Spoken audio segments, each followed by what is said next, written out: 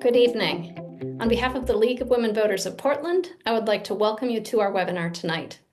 I am Audrey Zunkel-DeCourcy, Vice President of the Portland League. We are excited to bring this program to you about immigration, national policy, and humanitarian impacts. Tonight, you're going to hear perspectives from 4 amazing speakers from 3 states on how immigration policy is changing under President Trump and how people are being affected nationwide. The League is dedicated to making democracy work. One of our core beliefs is that democracy functions best when voters and every American is informed about issues and engaged in their communities. For these reasons, we present programs like this to give our members and neighbors a chance to hear about community issues. So after tonight, please tell your friends, colleagues, and family to watch this video or listen to the podcast of this program. The recordings will be posted on our website, LWVPDX.org, next week. Our moderator tonight is Portland League member Linda M. Jackson, who chairs our interest group about international relations and who has a background as a city planner and former Peace Corps volunteer. She will introduce each panelist as the evening progresses. I'll now turn this program over to you, Linda. Okay, thank you, Audrey. Hello, everyone. Welcome. We look forward to learning about the humanitarian impacts of national immigration policy and what's happening in 3 different states in this country. Many thanks to our speakers who have agreed to engage with us this evening. It is my pleasure to introduce our esteemed panel. If you could please wave. Frank So from Ecumenical Ministries of Oregon, Dr. Amy Wang from Lewis and Clark College, Beryl Flum from League of Women Voters in San Diego, and Diana Camargo of League of Women Voters in Houston. Please remember that audience questions can be posted anytime in the Zoom chat, and they'll be forwarded to me when we have our Q&A at 8 o'clock. So then they'll be answered as time allows at the end of the program. Before we get going, I'm going to do a brief introduction to the topic with a short PowerPoint, and then we will begin with our speakers. So I'm going to talk about immigration policies in the United States since 1986, Project 2025 policies that were set forth in 2023, and the League of Women Voters' position on immigration. So we'll start off with a recent history. In 1986, under President Reagan, there was the Immigration Reform Act with an amnesty program for people who had come, a number of them because of impacts from NAFTA and other economic changes that were happening in Central Mexico and Central America. There was a program, temporary protective status and criminal alien programs for visa protections. These were all adopted in 86. So people who were my age, parents when I was a parent, a lot of them were be able to become naturalized or have green cards as a result of that program. But since 86, that means for 40 years, there has not been substantive immigration reform. In 1996, programs about mandatory detention and expedited removals programs were implemented. And after 9/11, in 2002, the Department of Homeland Security was created and created the Border Patrol, ICE, and the Citizens and Immigration Services. This is part of that program was the building of a wall along the border. And this is a fairly recent map that I could find from 23. The blue section down in Texas was the last section funded and built under Biden, funded under Trump. And then the current bill that's under consideration or development right now will include additional money for the wall. This is a picture of the wall. This is from a trip I made to the border in Arizona. And you can see the impact that it would have on the critters. It really cuts habitat in half. And they did discover in the construction, they had to have ability to lift up the wall for when the desert storms happened because they would backflow. Part of that whole program was to define the border, and the border is defined as within 100 miles. So you could see that Portland is within that 100 miles, as is San Diego and Houston. Within those 100 miles, there's a special parallel legal system for people who are caught in the border. And it's not the system that we know as American citizens, but it's a rapid deportation program. There's also implementation of checkpoints. And you can see one on the right, a photo of a checkpoint. Some of them are permanent, some of them are mobile. And the bottom right are some people who observe the checkpoints to document what's happening at those. These were along, again, in Arizona, but no doubt this number doubled from when I was visiting the border 7 years ago. There was only 31 then. Now, Project 2025 was written in 2023. These are excerpts. This is the PDF that you can find online. I'm just going to highlight a very few of them, 3 on this page and a couple on the next. First one is one that Frank Soule may be talking about, that government should halt funds given to NGOs that process or transport illegal aliens into or through the United States. The second one is that ICE should work, and Dr. Wang might talk about this, to eliminate or significantly reduce the number of visas issued to foreign students from enemy nations. And a third one is one that all of our states are dealing with, is set up financial disincentives for jurisdictions without either official or unofficial sanctuary policies. And again, I just have a few excerpts of the many that are in this document. I encourage you to see, read, and learn more. Fourth one is that the sensitive zones that have been identified, such as churches and schools, that should be rescinded, those rules. Another one that has implications beyond that 100-mile border is that ICE should have detention and removal of immigration violators anywhere in the states without warrant where appropriate.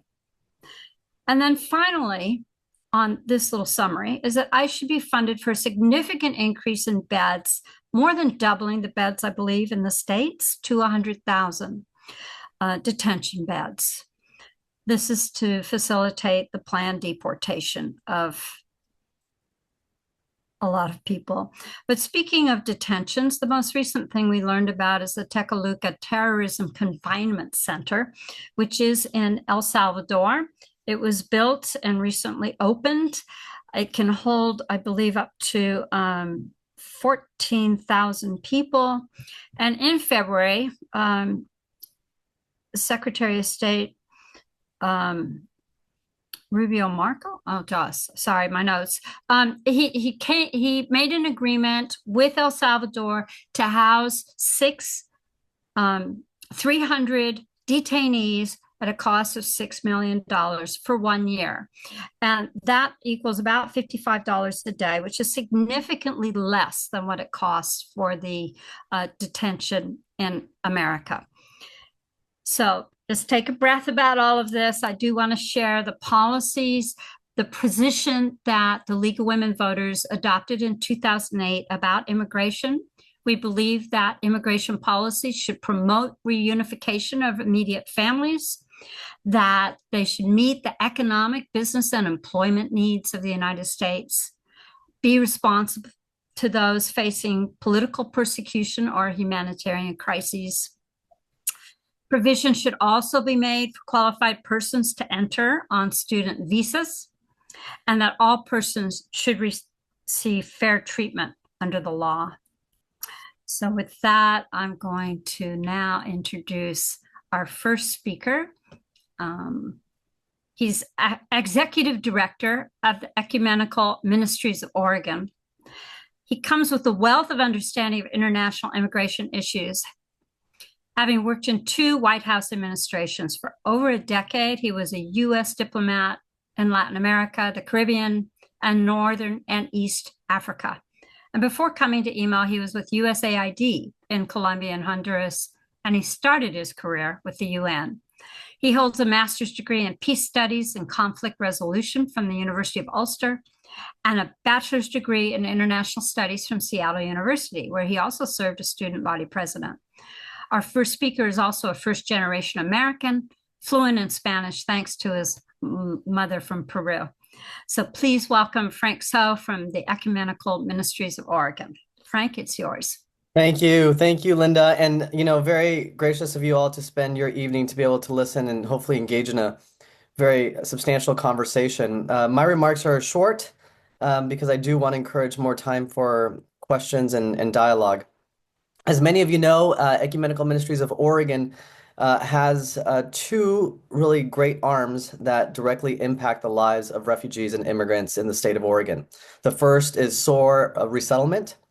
SOAR Resettlement has about 350 to 400 families that they resettle, or individuals, sorry, that they resettle a year in the state of Oregon. We're very proud of our work, and our SOAR legal office also helps not just our refugees, but other immigrants who are looking to stabilize or advance their legal status, their immigration status. As Linda had previously mentioned, organizations like Ecumenical Ministries of Oregon and others have faced direct cuts from the federal government policies. In this case, most recently this week, or I'm sorry, at the end of last week, we saw a cut of $300,000 by the USCIS agency that would directly assist our SOAR legal office to help people with legal permanent status, so green card holders predominantly, to become U.S. citizens. Now, it's ironic because the reasoning given by USCIS was that we no longer fit their mission, a mission which would allow us to do what this administration wants and legally ensure that people go through the process. I'm very happy to say that we will continue our work. Ecumenical Ministries of Oregon has also lost other funding, about $900,000, almost $1 million in our assistance to refugees. Now, people say, well, there's no more refugees. You don't need to help them. I would say to you, what about those refugees that arrived 2 hours before the Trump travel ban for refugees? We just can't leave them here without assistance. The U.S. government made a commitment to these individuals to provide at least 3 months of assistance, and that's equal to $1,150 per refugee for their entire 3 months. And that's the only assistance that they're really given. So there's a duty and an obligation, not just by the U.S. government, but morally as a people to do more. So I'm very happy to be here on this panel. Linda, I think just a couple of things I'll say that are just kind of fun facts as you were talking about Reagan in 1986, is that Reagan actually brought more refugees in his 2 years, or 2 administrations, than any other president in the United States. So it's ironic to see that coming from the same party. Collectively, in 2023, just refugees, not immigrants, just refugees have contributed over $25 billion in taxpayer dollars. Here in the state of Oregon, 81 million from our just undocumented population. So you can see refugees and undocumented have really been great contributors to not only this country, but the state that they live in. So I will stop there. I would love to hear the other speakers and learn more about what folks are interested in. Thank you. Thank you, Frank. I know you have a lot more to say. So, and I just suggest to people, if you have questions, be sure to put them in the chat, and we will be looking at those at the end. But thank you so much, Frank. Our second speaker is also from here in Portland, Professor Amy Wang. She's assistant professor in higher education and student affairs at Lewis and Clark College. Dr. Wang's scholarship examines race and racism in higher education and is grounded in social justice and equity. She has a PhD in education studies from UC San Diego, a master's in higher ed and administration at the University of Denver, and a BA from Penn State. So Dr. Wang, your turn. Yes, thank you for that introduction. And as you can see, I'm connected to some of the cities of the members of the league who are here today. I actually grew up in Houston, Texas, so that's also, this is such a serendipitous encounter. And so thank you all for having me. I want to emphasize that I am not an immigration policy scholar. My work is more thinking through the experiences of marginalized communities in higher education and how they navigate that environment that really, for a really long time didn't want them to be in those institutions. So I'm going to share 3 things today. One is what I'm hearing on the ground and what are the concerns of people in higher education. How can we look at everything that's happening in a connected way to see that, like, what is actually happening and how are they in conversation with each other? And then really who to turn to for support and advice when we think about these issues in higher education. And so one of the major concerns that I'm hearing this week, even though there's been tons of things happening, is that the revoking of student visas is happening without due process. And that is really concerning because they're targeting international students and international scholars who are here on work visas. And typically what happens is you maintain your student visa by maintaining your student status by enrolling in classes. And what's happening here is actually the opposite. People are losing their student visas while still enrolled in classes, and institutions aren't being notified unless they go into the system to check themselves. And so this is causing uproar because there is no due process. People don't know why they're losing their student visas, and they're just kind of being told that, you know, immigration agency thinks this is a security risk, and so we can do this. And so a lot of the staff members who work with these students are wondering, like, what is going on? No one told me. The only way I found out is that I went into the system to check and I saw that their status was revoked. And so that is like an extra thing they have to do on top of figuring out how to support these students. And I want to emphasize that these staff members they're not lawyers. They're trained to provide legal advice. And so this is creating another layer that institutions need to think about. How do we actually provide legal support and legal advice for a lot of these students that are going through this process? This is really affecting students, right? They're like, my classmates are being threatened. What if I am next? And it's really creating this climate of fear. And faculty, staff, and administrators are also feeling this too. And we worry about what is going to happen. What is our class going to look like next year if students are leaving on their own because they're scared or they're being forced to leave? This is also a concern when we think about admissions. You know, right now it's April. A lot of people are making decisions where they want to go to college next year, or if they want to go to college next year. And there's a lot of concerns like, is my visa going to get revoked? Should I even go? And I think from a faculty and administrative perspective, what is the ethical obligation of admitting a student who might be in danger or might be at risk and face deportation? So those are some of the concerns that we are thinking about in institutions.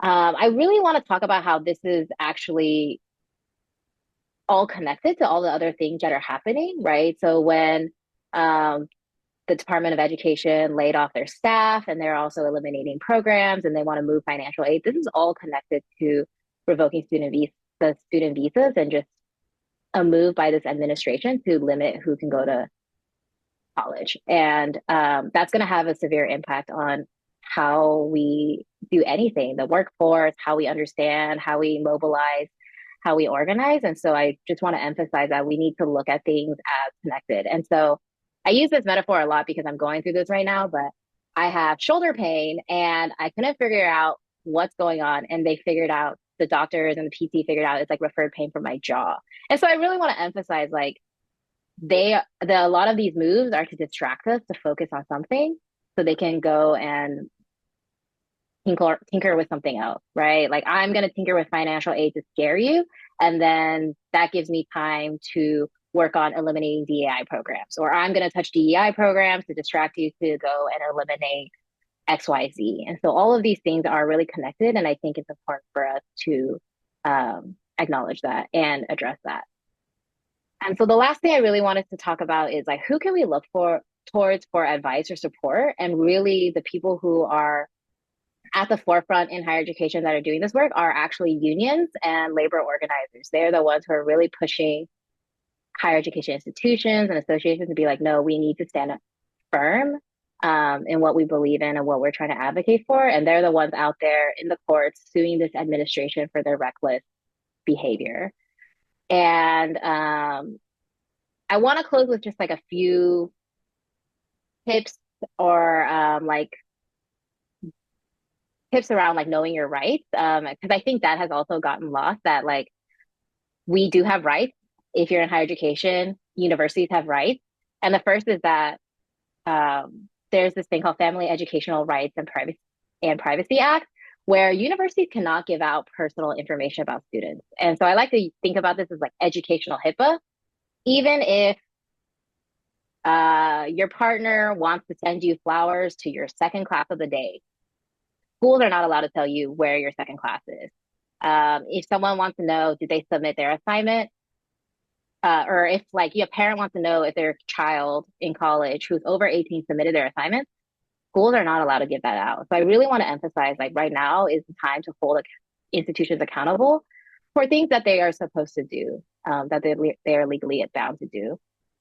The second is that if you are encountering someone who has their visa revoked or their work visa revoked, continue letting them do that work, right? Letting students join remotely, if possible, letting people work remotely if possible. That way they can maintain that status. And if there's a chance they can get their student visa back, you can show like, hey, look, they've been participating in classes, they've been participating in their work and their obligations to our university. And so there is a reason why they need their student visa. And then the last thing is studying up on what is a law, what is a guidance, what is an executive order. And so something that we've been hearing a lot on the ground is that, you know, this document came in the mail and it says we need to comply, blah, blah, blah, blah, blah. And then not really knowing like where that's rooted in. And that's actually part of their the administration's strategy of fear and creating this climate of fear and forcing you into compliance. And I think the AAUP, which is the American Association of University Professors, called it like anticipatory obedience. And that is one of their like major strategies right now is kind of just throwing things out there, seeing what sticks and hoping that people comply in this climate of fear. And so those are the last few tips I'll end with right now, for now. For now, I'm hoping that all of you will have several tips, but thanks so much for that information and insight into what's happening on the campus at Lewis and Clark, and I imagine across this country. Our last two speakers are actually league leaders in border cities. And first up is Beryl Floor, the chair of the Immigration and Deportation Committee for the League of Women Voters of San Diego. She's also one of the leaders of the National League's Immigration Discussion Group. She is a 50-plus year member of the League and has had several positions on League boards over the years, including president of 3 leagues. Beryl's also active in her church and is mentoring a family of 8 from Afghanistan who arrived a year ago as refugees. So Beryl, please share with us what's happening in the League in San Diego. And you're on mute, so please unmute. So it's so good to be here, and thank you for including me in this presentation. In San Diego, as you saw on that map, we have 2 parallel walls. They're about 2 football fields apart, and the wall is 30 feet tall. It has metal pieces on the top, so if you climbed over the top, it would burn you from the heat from the sun. There have been some spots where there's a break in the wall or people actually saw apart the wall a little bit and sneak through, but then they have to get over the second wall. So it's a never-ending battle trying to repair the fence, and the military's been working on that. Last week, the military put concertina wire, rolls of it, at the bottom of the wall so that if you do get to the top and jump down, you jump into the wire.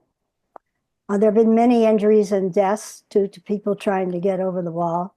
Our hospitals actually have a special ward for this, but the number of incidents is down significantly since in the last 6 weeks or so. During Biden's last year in office, agencies in San Diego had a station on the U.S. side of the wall, so people who got between the walls could get food, water, and medical attention. Eventually, these people were picked up and processed by Border Patrol. That whole process is now closed. I haven't heard of tunnels under the wall in the last couple of years because the wall is built into the ground and there's constant increased surveillance. People are desperate. They see their family members killed, their country is ruled by gangs, etc. So some are still hiring coyotes to bring them through the border where there is no wall, or they come by sea. I've read that there's an increase in boats being captured by the U.S. Coast Guard. Many undocumented residents are scared to go out. Volunteers bring their food to them, but they realize that they have to get to work and take their children to school. Otherwise, these families just stay home the rest of the time. We've had a few students who've had their visas revoked with no explanation, as Dr. Wang was explaining. Prior to the current administration, there were many people being allowed to cross the border if they had a sponsor in the U.S. Men and women were split up by Border Patrol, so families were getting separated regularly. An agency called Al Otro Lado was good at reconnecting them, but it left couples desperate because they didn't each have all the documents they needed. Most of the migrants headed to the airport, and volunteers plus the Haitian Bridge Alliance helped them get plane tickets paid by their sponsors. Then they sat at the airport for up to 2 days, but there was a team of making 100 to 200 sack lunches per day for them. Now those lunches go to the homeless, who are a mixture of Americans and migrants. Jewish Family Services and Catholic charities ran shelters to help vulnerable migrants and families. They provided food, water, a cot, medical checkup, and counseling. They involved a lot of volunteers to help them. This whole welcoming system is now shut down, and they've lost a lot of their funding. I'm not aware of raids in San Diego, except for one or two. Well north of here in the Central Valley, the farmers have had some raids. Before Trump started deporting people using the Alien Enemies Act, there were even less deportations than under other presidents. Veterans are still being deported. League of Women Voters of San Diego works with the United U.S. Deported Veterans Organization and gets their monthly reports at the Immigration and Deportation Committee that I run. Tijuana has about 20 shelters, had about 20 shelters supported by local nonprofits for asylum seekers waiting for their CBP-1 interviews with Customs and Border Patrol. Most of those people have now left the city. I've heard that the Mexican government is moving them to the southern part of the country.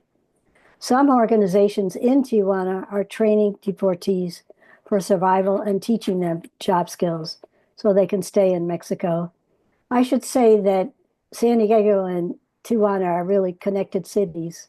Tijuana is a bit larger than San Diego, so altogether we have 4 million people or so. San Diego County's position on strict sanctuary policy is kind of split at the moment.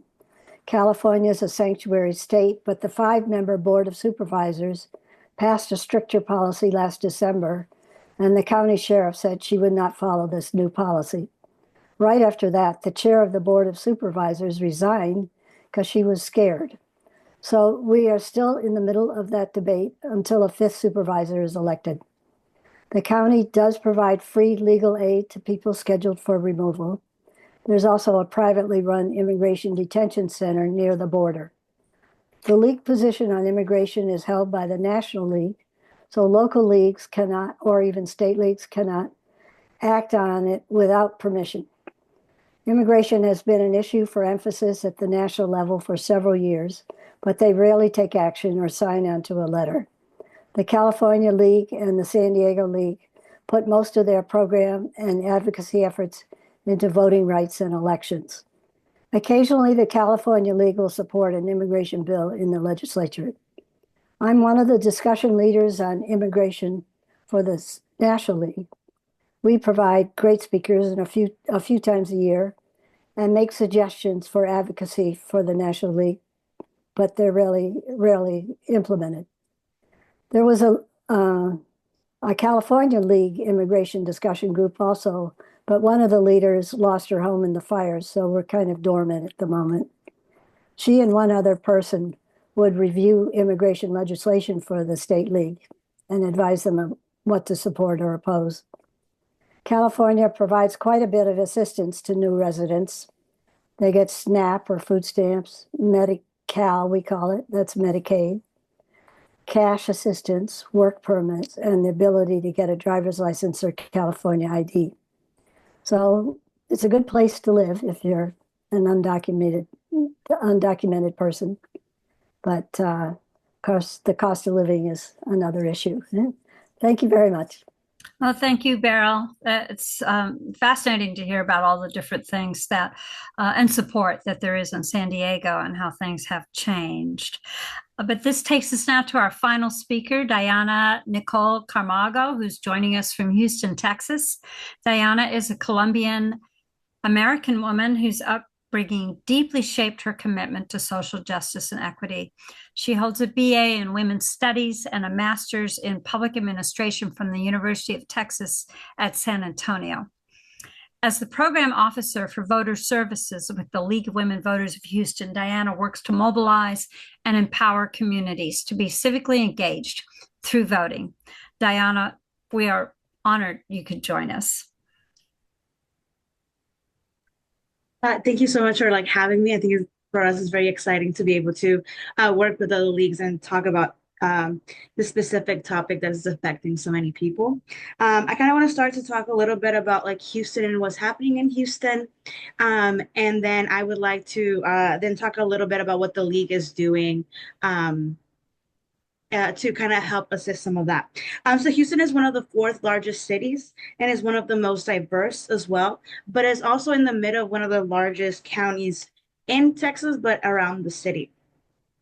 Some of the things that we're seeing, especially right now and recently, is that Harris County district attorney is seeing that there is when there's immigration interference in active cases, so people are very scared to go to their court hearings if they are victims or their family members want to attend. So they're seeing a low people wanting to go to the court, which is kind of scary because then also ICE's immigration enforcement is looking to see if people are attending their hearings or not, to then also go and find them if that's something that they're looking for.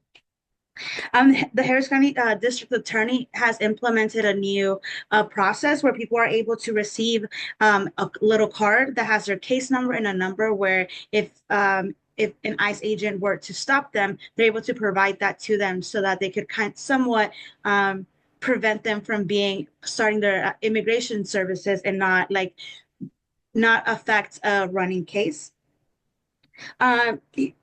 We're also seeing a lot of state and federal policies on sanctuary cities. And so a lot of immigration advocates here in Texas are asking city or county or departments to see what their stance is. But some institutions are being very hesitant in doing any policies or outly talking about what their stances is, just because of how could that affect people here in Houston?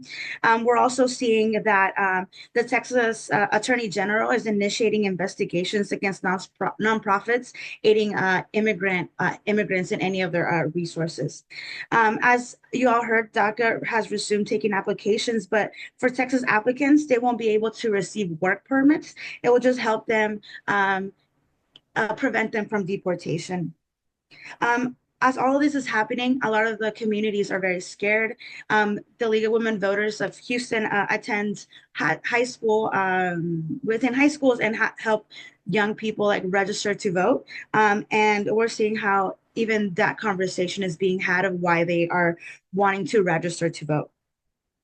A big thing is that the League of Women Voters of Houston, we are starting a new citizenship program where we attend all naturalization ceremonies here in Harris County. Actually, I had one early this morning. So today is a long work day for me. I was up at 6 a.m. my time, which is 4 a.m. y'all's time. And so I'm still here talking about the great work that we're doing.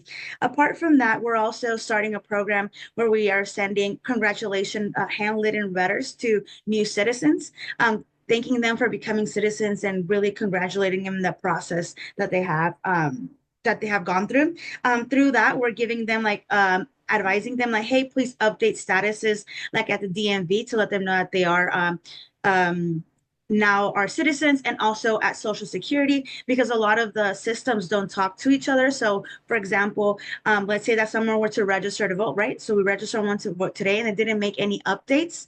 They could revoke their voter registration because they don't see that they are a citizen, right? Apart from that, we're also assisting other organizations here in Texas that are providing citizenship help. In Houston, there's a big push to get people to have their residency and are ready to do their citizenship work to really get that going. And so we're supporting them by having volunteers help during those sessions of filling out some of those forms. And then apart from that, we're also creating space to highlight organizations like the ACLU and like Know Your Rights efforts. We're also providing at our tabling events some their little red note cards that have all that information. Although we're providing it to everyone because anyone can be meets that, even if you're a citizen or have a status in the U.S. And so we're continuing to create some of those spaces. We're also working with Mi Familia Vota as they're also providing some of these sessions so that people can become citizens with some of the consulates here in Houston. So we're trying to find ways that we're seeing needs and see how the Houston League is able to provide some of that as we continue on. And so that's how things are here in Houston specifically. Okay. Thank you so much, Diana. I want to thank our four speakers. You all set the stage for a really good conversation, and we do have a number of questions that have come in. So thank you, Frank So and Dr. Wang and Beryl Flum and Diana Carmago. So let's dive right into it. But before we do, I just want to see if any of you have a question you'd like to ask each other, either of clarification or what you see happening on the ground, or a question about that came to your mind listening to them. See, Frank, it looks like you might have a question, and then Beryl. Well, I'll defer to Beryl first. Thank you. Okay, Beryl, your turn. Okay, Dr. Wang, I was wondering if universities are caving in to Trump demands or whether they're going to try and block it and maybe not get as much federal money. Yeah, and so I think it's a really complicated yes and no, right? And I think because there are so many inputs and places that the administration can tinker with the university, I think there's ways that universities are thinking about these are our top priorities that we would like to focus on. And so some of these other things might be something we have to give up on. I also really want to emphasize the role of the state with this, because a lot of what the administration is doing is actually kicking it back to the state. And so when the executive order about eliminating DEI came out, some of the states were like, yeah, this is actually something we want to do. And so they use the states to, I guess, enforce that on the universities. And so it's not just coming because of the executive order, right? There's a lot of other pieces that are coming into it. Some states have actually been waiting for this to happen because it's already been on the chopping block for a very long time. But I do think the threats of federal funding is going to really impact how universities are making sense of what they're being told to do. Because it costs money. It costs money to run a college. It costs money to keep the college alive. And money is a really big factor to the operations of the university. Oh, thank you. Yeah. All right, Frank, over to you. Well, I guess just another question for Dr. Wang, and that is, this last weekend, many cities throughout the United States had a hands-off rally. Do you think that those type of events are helpful, that they actually, for the international students or for them to see that there's support for people that are immigrants in this country, whether they're studying or whether they're working or anything else? I mean, do you think that to them meant anything? Was that a source of hope or support? I definitely think it is. And some of the things that we are hearing from students is we would like some more direct support or direct affirmations or direct recognition that we have rights to be here, that we belong here. And that is something that I think institutions are trying to also figure out how to communicate. Something that I have heard from some administrators is we want to communicate this, but we also don't want to put a target on our back, And our priority is to support students, and support is such a broad concept and broad term. And everyone experiences and understands and interprets support differently. And so that is something that institutions are trying to figure out and need to think about, like what actually is the support that people are looking for. I think it goes back to the whole intent versus impact, and there's a lot of factors to consider and how people are engaging with and interpreting what's happening. We have another march this Saturday. Okay. Any other questions of clarification or follow-up from at this point? No. Oh, I yes. did want to add, yesterday was also a day of action for Kill the Cuts, which was actually like a very interdisciplinary day of action across organizers, people who are doing like research in healthcare, people who are actually like practicing in healthcare, and then also education. And so I want to emphasize that did happen yesterday. And then April 17th is another day of action in higher education. So just want to put that on people's radar. Okay, thank you. I think there'll be more coming forward here, but I'll go into the questions from the chat. So the first one is for you, Frank. Are we to assume EMO will be operating with private funding at this point? And how much do you rely on sponsors to house refugees? Okay, great question. Thank you very much for this opportunity to answer the question. I think let me just start with something that came to mind. And, we were having a staff conversation recently because with the cuts, I had emails that came in that said, Frank, are we going to get laid off? And then another group of staff said, Frank, you need to find us more money. We have more work to do. I think one very important thing to say here before I talk too much about how we're going to survive is what is behind what we do. And I find great inspiration in the fact that the people that we're serving, we don't serve because they're Americans. We serve them because we are Americans. And I think that's very important to remember. We strive to do and live in a community that is admired, not feared. And so our work goes towards that. And despite the cuts in funding, we are dipping into our reserves. We are asking people to donate.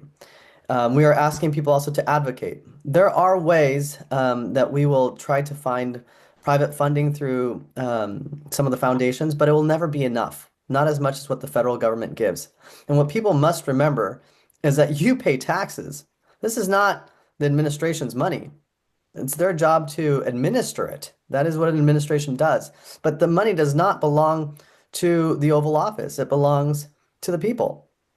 And this is where the people want their money to go. So yes, we will dip into our reserves.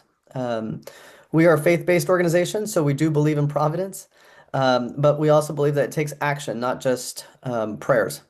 And so by that, we've also introduced, and when you take a national policy and you see how do we mitigate it locally, we're looking at two very important bills that are in front of the Oregon State Legislature. And in fact, we've had other states ask us about these bills.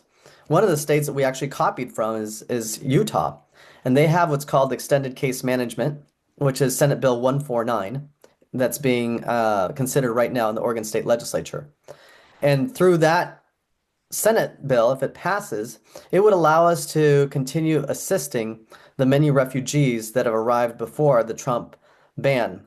We are doing that right now without really any assurance that we're going to be reimbursed. We're actually thinking that we're not going to be reimbursed. We've already got an outstanding amount that's due to us that hasn't come through. But it's the moral obligation of a state, of a people that believe in diversity, that believe in equity, that believe in giving somebody a fighting chance, and a family, especially the families.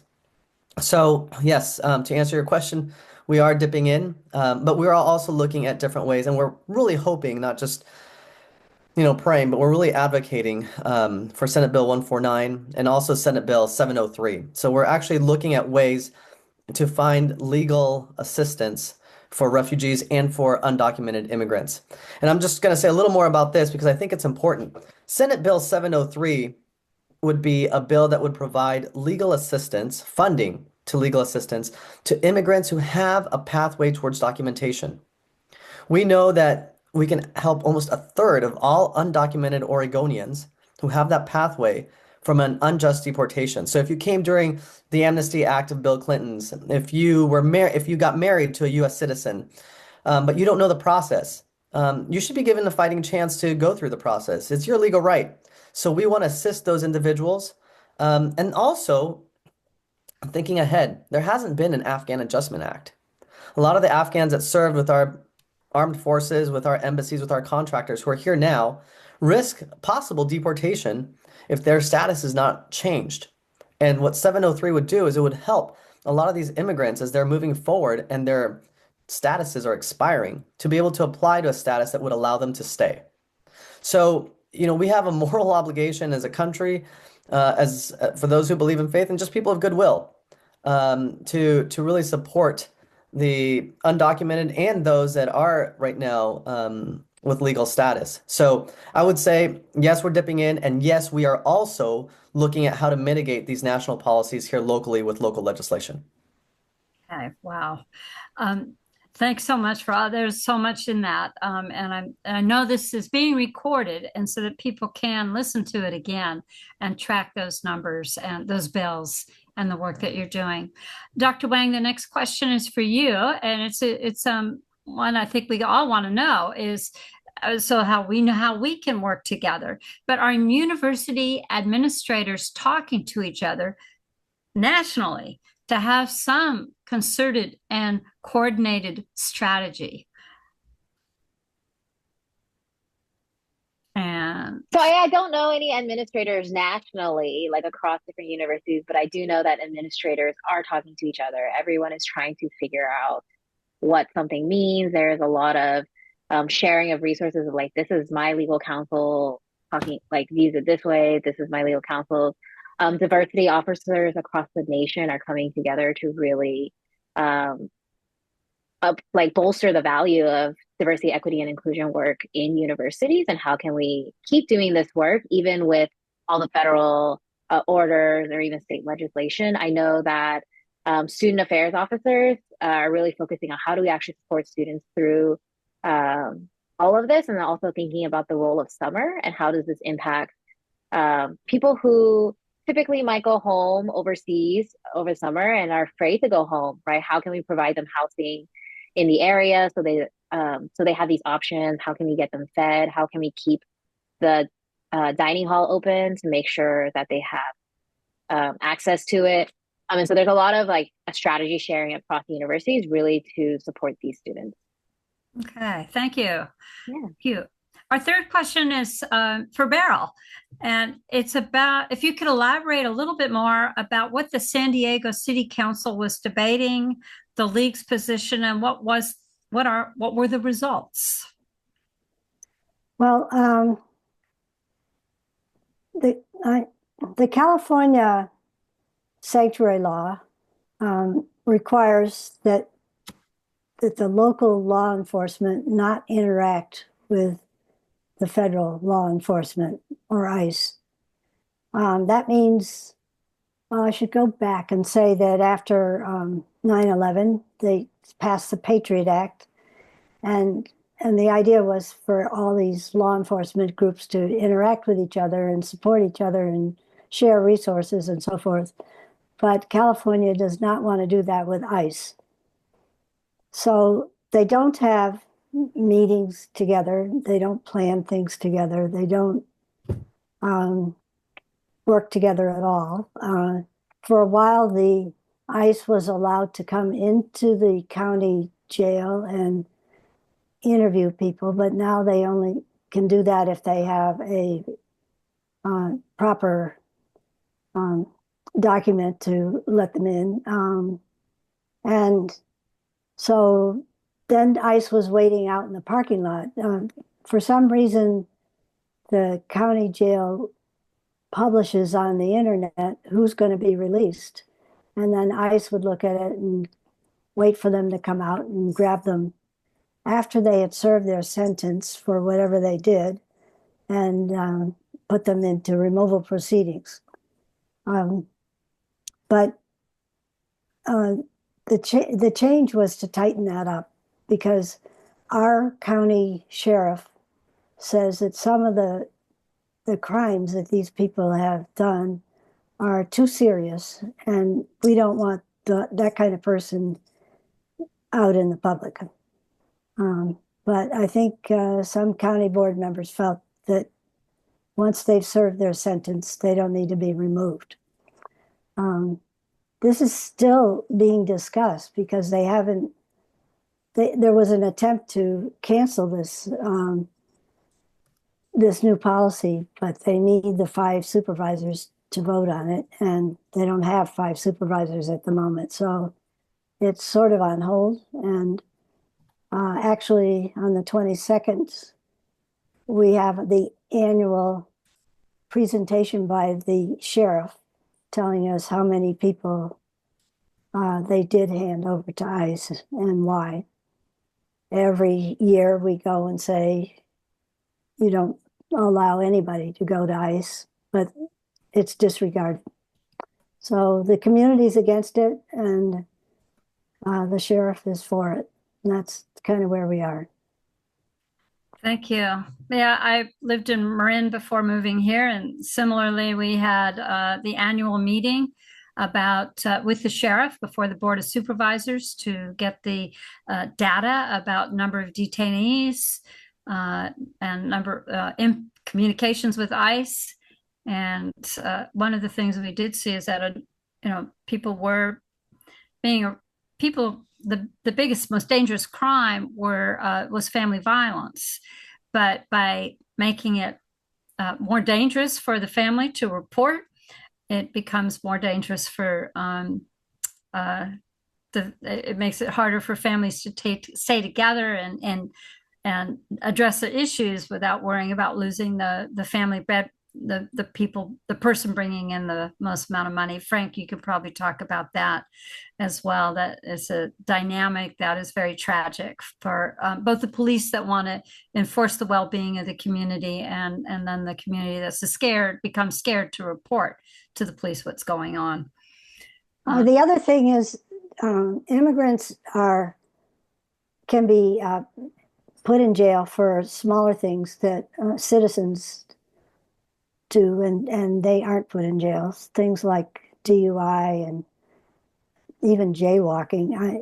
It's very unfair the way misdemeanors are punished harder for immigrants than for American citizens.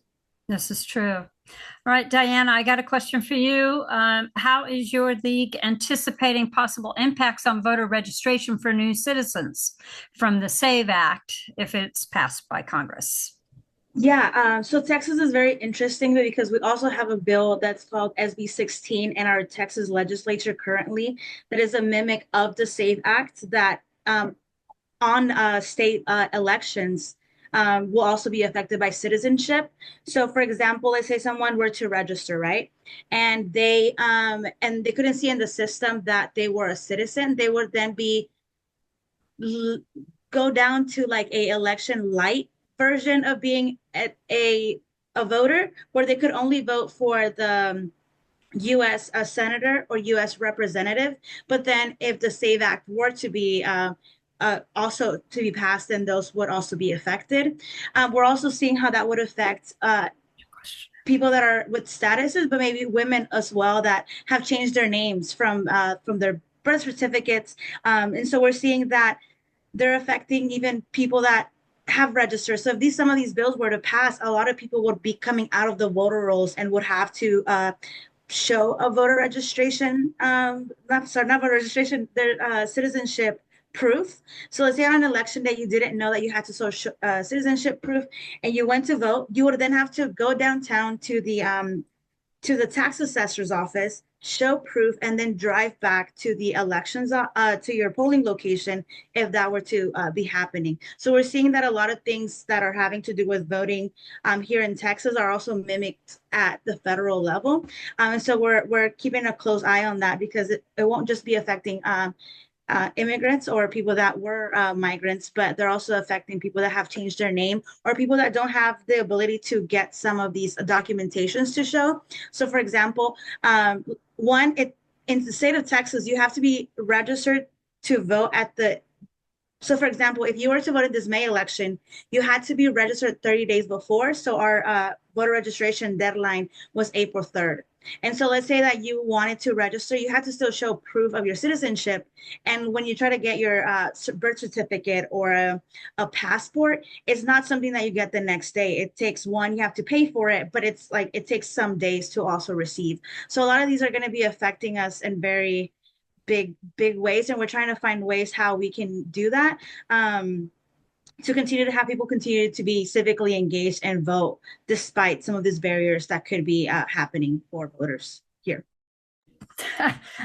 I'll go back to Frank. Have you noticed any impacts on the climates EMO serves in the Slavic community with health, and we talked about partner violence resources? Is there fear among immigrants or recent residents about seeking services? Yeah, so Oh, I'm sorry. Let me stop there. If you have a question, be sure to put it in chat. I keep forgetting because I'm looking at the questions we have, but we have time for more questions. So if people do have them, please put them in chat. So Frank, Slavic community and fear yes. among residents. Right. So Slavic Oregon Services, which is we call it SOS. We've got a lot of great acronyms, EMO, SOS. One of the fears is that if someone who is facing domestic violence, and it's typically the woman and children, and that's a caseload we have. When they're fearful that their abuser, who might be the principal person who applied for refugee status or asylum status or one of the other statuses, holds the power in that relationship. And by doing so, with this added fear of possible deportation or their visas possibly being denied an extension or their status, I think there is genuine fear in the community. Ecumenical Ministries of Oregon also operates the largest food pantry in the state. Roughly 5,400 Oregonians get their food from us every month. And it's in the Cully neighborhood, a neighborhood that's very diverse, that helps our Ukrainian, Afghan refugees, and then people from the community. A lot of people of Latino descent, a lot of the BIPOC community. And there's no doubt that even before we opened up, right after the election, before we opened up the food pantry, it was actually our volunteers who came in and said, what are we going to do? What are we going to do if these things come to fruition? What are we going to do if there's an ICE car outside? How do we protect the people and the families, the kids that depend on this food?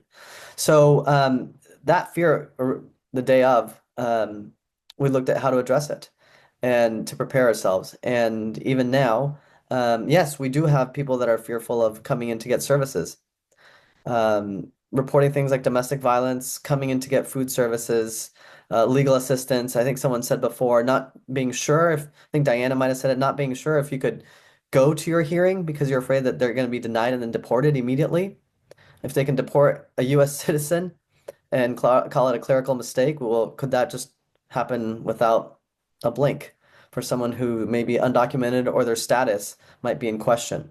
So yes, there is fear. That's again the whole reason why trying to work on some of these bills is so key and relevant to protecting unjust deportations. Thank you. Talking about fear and stepping up, Dr. Wang, are you seeing an impact on student activism from the current changing immigration policies and fear of deportation? Yes, definitely. And I want to emphasize student activism has been one of the driving factors for decades when it comes to moving higher education and getting institutions to be more accessible, to be more inclusive. And so, yes, there's definitely been a lot of movement. I anticipate we will see more movement. This is really impacting, it's more than just the classroom, right? It's these students that are having their visas revoked. They're our classmates, they're our friends, they're our roommates. They do research, they hold roles in clubs and student government in all of these ways that they're plugged into the university. And so that fear is deeply felt. And really part of this bigger picture of like institutions are suffering and are going to continue suffering if our students are mistreated and they don't feel like they have rights. Okay, yeah. So I want to talk about the real ID, and do we need to carry passports? This is something I'm sure international students are talking about. The real ID is scheduled to come into effect in a month or so. You have to have a lot of proof to get a real ID, which is a more detailed, I don't know, vetted driver's license, if you will, that you must have in order to fly. And so are people concerned about how they might be able to leave the country by flight with this? And what are you hearing from students and the people you're working with? Or even fly within the country. Fly within the country. I can speak a little bit on this. We had, as I mentioned, we go to high schools and register seniors. And I had a conversation with one of the teachers that he mentioned that he's now carrying his like passport ID. I think you can now get a little ID with him because he's like, well, I don't know if I will get like, if that will be something that I need to show. So he's now carrying it with him. And I've had other people say that they're now with their passports as well. So I think that is a real big fear because they're detaining people that have legal status too, or that that are citizens, and so people don't want to be profiled as well. So these are some things that people are afraid of here. Yeah. Anybody else? No. I mean, I'm sorry, I'm just gonna interject here because I don't, it's so sad that we've gotten to this point where if you don't look like what is considered the stereotypical American, you have to live with that fear. So if you know that you're a person of color, especially someone maybe with Latino descent, or I mean anybody really who isn't the typical white person. I mean, let's just be honest. The racial profiling, the need, these kids know they don't look like Donald Trump and they could be taken. One of the hardest things for me right now is not just to see these budget cuts, but it's the real impact. When I go to assist an evening at a church where undocumented individuals are coming in with their kids and asking for lawyers, asking for translation so that they can do a protection of guardianship for their children. If they are taken, that their kids have a legal piece of paper that allows them not to be put in an ICE facility, but to be able to have guardianship with another adult. To have those conversations, we're literally, I think we have to put a face of humanity in this. We're literally going to take parents away from their kids. And if the kids are there, we possibly could put them in an ICE detention facility, even though they're US citizens, and then figure out what to do with them. This is horrific. This is wrong. You don't have to be a parent to understand how bad this is. And so now that we have to do these things, to just sit with a lot of these immigrants and have to translate to them that their kids are not really protected, and if they are, that they need to sign these papers, and then for the parents to turn to their kids and tell their kids, I'm sorry, but you have to stay strong and keep this piece of paper so that they don't take you away somewhere where we don't know where you are. This is the United States of America. It's supposed to be the best country in the world, and we're acting like we're it's incredible. I don't have the words for it. I am sorely disappointed in these policies because they affect so many people's lives and so many children. The thought of taking away rights to DACA, the rights of just having this conversation alone is something that I, during my time at USAID, championed for human rights in other countries, and now those rights that we defended so long ago in other places and tried to be the champion of. This is so true, Frank, and thank you. This is why these are so important forums to have, and for you to be able to speak at and to share what people are experiencing in our country and our name that so many of us don't support. I want to ask Diana a question about the economic impact the impacts. Frank alluded to that when he gave the statistics on the economic impact and support benefit of immigrants in Oregon. And I know that California fights for its immigrants because they know they're vital part of these the hardest working sectors of our economy, and construction and healthcare and maintenance and care. So Diana, in Texas, where there's a real push, conservative push here, is there awareness and understanding and advocacy for immigrants to be able to remain and be contributing members of the national economy? I think that because of fear, there's also been a decrease of people going out and buying things, right? I had a conversation with someone at, I don't want to mention names or companies or anything, but of a company that sells food, or that people can go and order food from.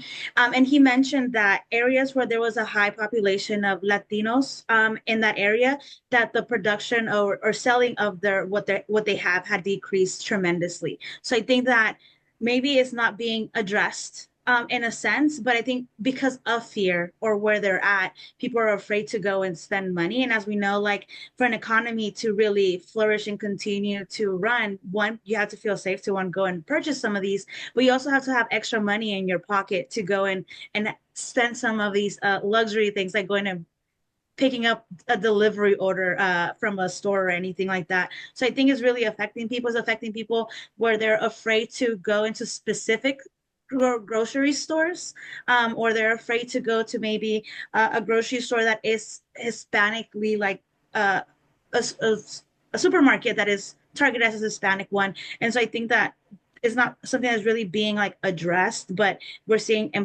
like how it's affecting people wanting to go and purchase some of these things. And I think someone mentioned that they have volunteers that are going and purchasing some of these things, and that kind of gave me an idea. So thanks for that. Yeah. Yeah, there was I was in Arizona when Sheriff Arpaio was doing his work, and it's far dangerous to be driving as an immigrant or as a Latino than to even be driving as an African American in those days, because of the stereotyping and the profiling of the police and the sheriff's department, particularly.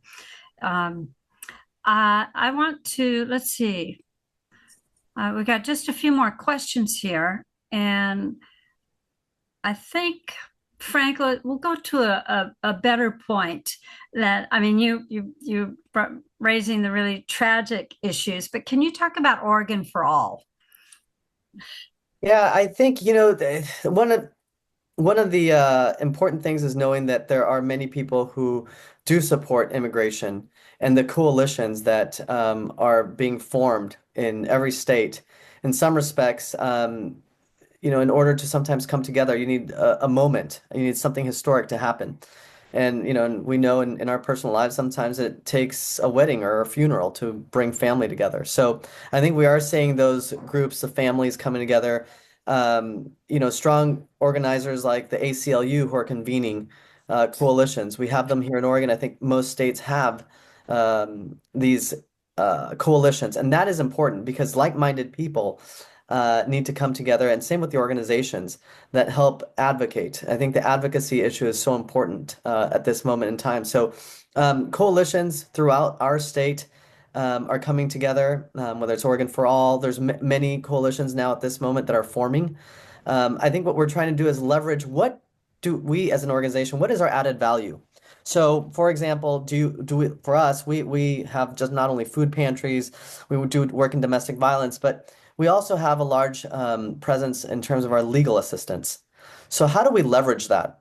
The state of Oregon has a standing legal program, which is great. We're very fortunate to have the Oregon Bar and OLF as well. So we have some structures, and how do we bring them together? We're also seeing that, I would add, Linda, not just amongst the nonprofits, but we're also seeing the foundations coming together. We know that Oregon, there's Oregon Community Fund, Collins, and Meyer come together. They came together during the first Trump administration, and now they're coming again together to help fund some of the things where we're seeing cuts. So the coalition building amongst friends, nonprofits, foundations, I think is important, not just the politicians. So I think that's important. And one other thing that I'll add is um, the coalition just around, and I know Linda knows this, around Senate Bill 703, for example, brings together organizations that have been quiet in the past, like the Japanese American Citizens League, who shortly after Trump invoked the Enemies Alien Act, decided that they had to speak up because their community had faced this discrimination. The Oregon Farm Bureau has joined Senate Bill 703. A lot of most of the unions in the state have, and so have the Oregon grape growers and the wine growers, because they know the importance here in this state. The two largest groups that will be impacted are agriculture and construction. So it's prudent for coalitions, the business sector, the nonprofits, the foundations to come. Okay, thank you. Okay, I have two questions left. One is for each of you, and one I'll end with one for our two league reps from California and Texas. So for each of you, Dr. Wang talked about the strategy of distraction, the shiny object, but don't look over there. We're pulled in so many directions because so much is being changed and undone and threatened. How do you as individuals have your strategy to deal with information and emotional overload? What do you do? Dr. Wang? Yeah, definitely. Something that I grapple with. How can I keep up with everything? And I think emphasizing Frank's point of this is a moment to form coalitions and solidarities. This is a time for us to share our knowledge, especially like some of the things that are happening. This has happened to our communities before. We've had to figure out how to do racial equity work when we're told not to. We've had to figure out how to survive in these conditions. And so this is really the time for us to come together and rely on each other. And so some of the things that I do is I have my group of faculty members that we're talking about, like, what are we feeling in our classrooms? How are we seeing this show up? What are the ways that we can protect our students? And, we are all over the country, different types of institutions, but really forming those relationships, but also working with other people at my institution, right? This is what I'm hearing as a faculty member. I'm really curious what you're hearing as a staff member, what you're hearing as an administrator, as an alumni, as a student. What are the ways we can support each other at this institution? And something that specifically my program is trying to do is trying to create like a Portland metro area student affairs coalition to really bring us together to talk about these things and build resources so we can help our students to help each other. Okay. Who else? What are you doing for your mental health?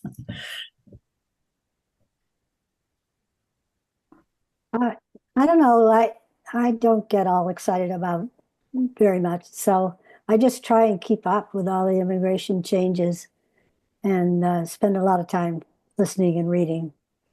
But, I share it with everybody that I encounter. Yeah. Thank you.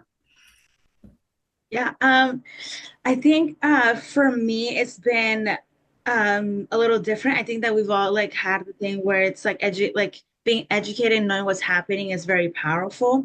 But I think that comes with a lot of anxiety, especially how fast the news is coming in, right?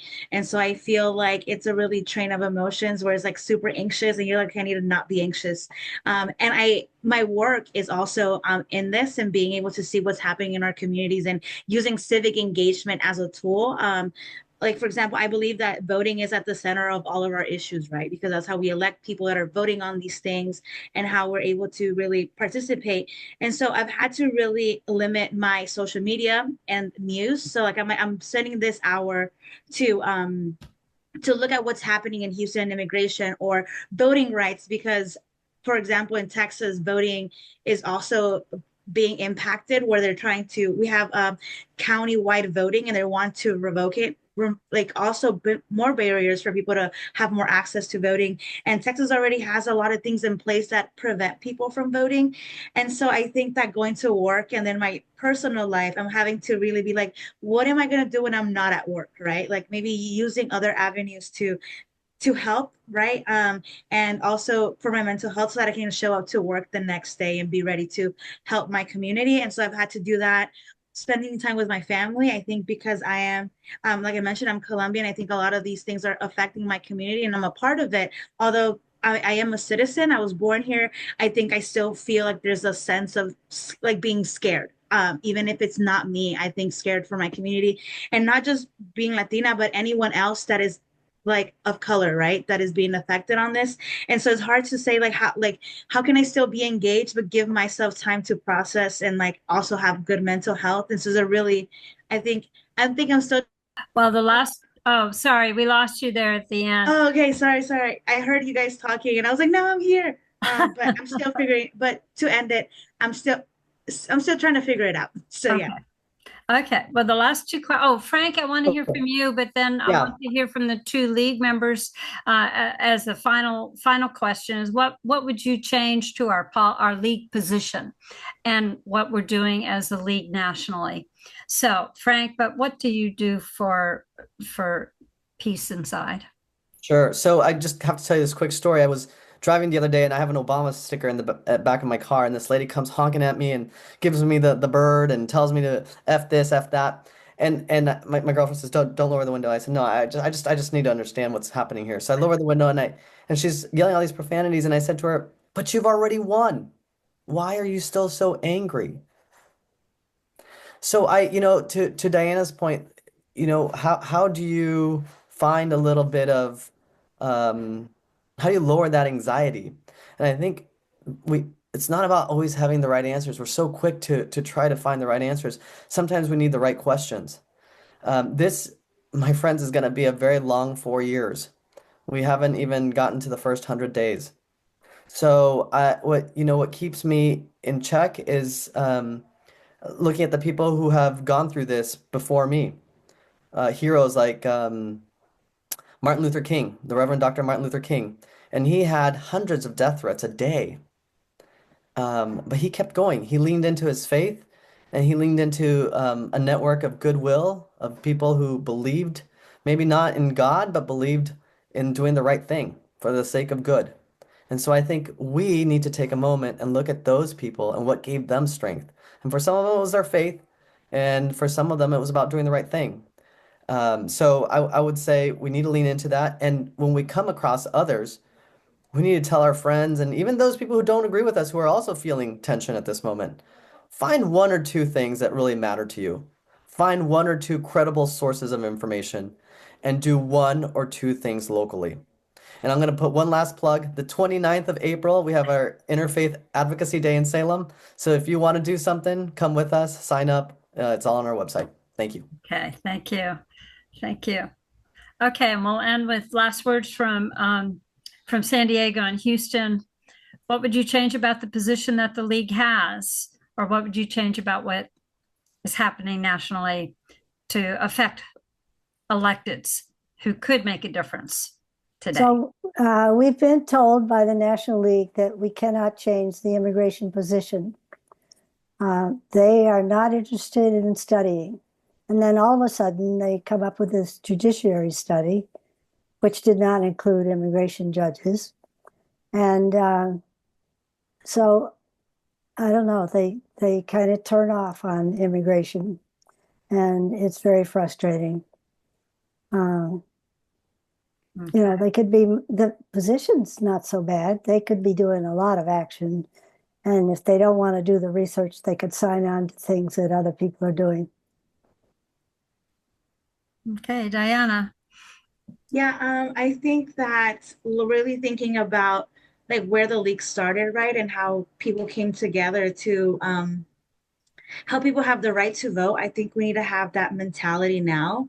I think everything is somewhat like everything is interconnected, from voting to what's happened with immigration to our economy. That I think that we have to really think what like we really need to go into what civic engagement is and really start exercising those rights that we have as citizens, right? And really being more involved. And I think I think we have a specific way of, I think in our communities, I think here in Houston, we're very nonpartisan. And when people come and interact with us, we don't know what political party they are. And they're always like, oh, I love the league. And I think that we have to really use some of that nonpartisanship and the way that we're connecting with our communities to really stand up for communities that are being under attack, even though everyone's really being under attack because everything is affecting us in all different levels, from colleges to wanting to go to the grocery store, or how things are going to be costing. And so I think that as a league, as leagues, and as a league in general, I think we have to kind of start